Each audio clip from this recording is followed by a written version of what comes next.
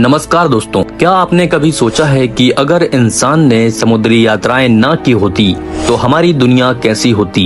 शायद हम आज भी दुनिया के कई हिस्सों से अनजान होते।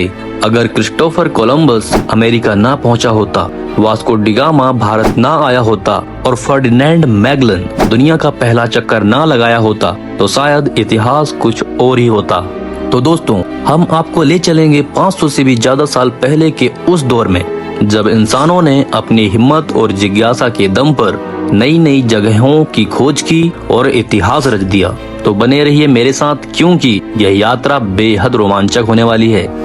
तो दोस्तों, प्राचीन समय में लोग ज्यादातर अपने गांव, अपने शहर या अपने देश तक ही सीमित रहते थे। लेकिन जैसे जैसे व्यापार बढ़ा, इंसानों को नए रास्तों की तलाश होने लगी। खासकर यूरोप के देशों ने सोचा, अगर हमें मसाले, सोना और कीमती सामान चाहिए तो हमें नए रास्तों की खोज करनी होगी।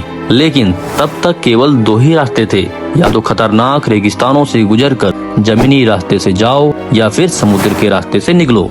समुद्र के रास्तों से जाना आसान नहीं था, क्योंकि उस समय न जीपीएस था, न रेडियो और न ही कोई सही नक्शा।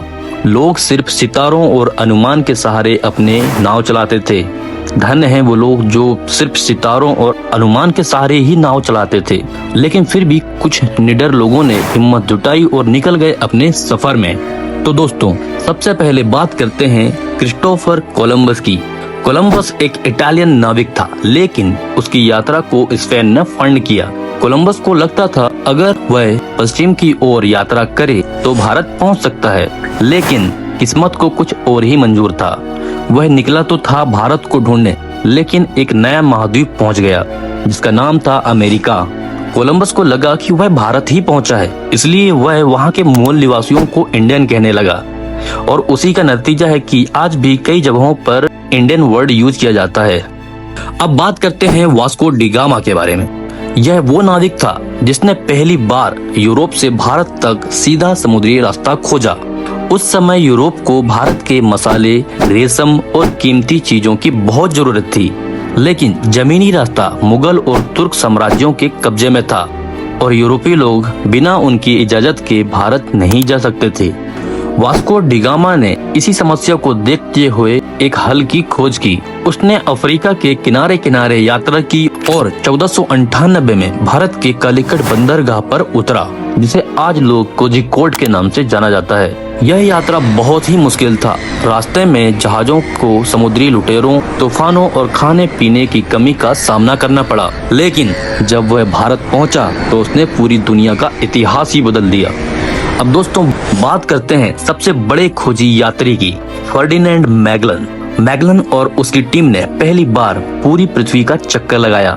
यह एक ऐतिहासिक खोज थी जिसने साबित कर दिया कि धरती गोल है। लेकिन क्या आप जानते हैं, यह यात्रा उतना आसान नहीं था। मैगलन जब स्पेन से निकला तो उसके पास 5 जहाज और 270 लोग थे। लेकिन यह सफर इतना खतरनाक और खौफनाक था कि उस सफर में केवल एक जहाज और 18 लोग ही जिंदा वापस आए। मैगलन खुद भी इस यात्रा में मारा गया था, लेकिन उसका यह मिशन पूरा हुआ और इंसानों ने पहली बार साबित कर दिया कि अगर हम पश्चिम की ओर जाएं तो आखिरकार हम वापस वहीं पहुंच सकते हैं जहां से चले थे।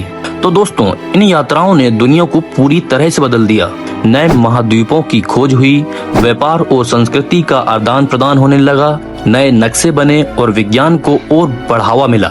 इन खोजों के बिना आज की दुनिया शायद ऐसी नहीं होती जैसी हम जानते हैं। तो दोस्तों, यही थी उन महान खोज यात्राओं की कहानी जिन्होंने हमारी दुनिया को बदल कर रख दिया। अगर आपको यह वीडियो पसंद आई हो तो लाइक करें, शेयर करें और चैनल को सब्सक्राइब करना ना भूलें। अगली बार हम एक दिलचस्प विषय लेकर आएंगे। तब तक के लिए खोज जारी है, क्योंकि दुनिया बहुत बड़ी है।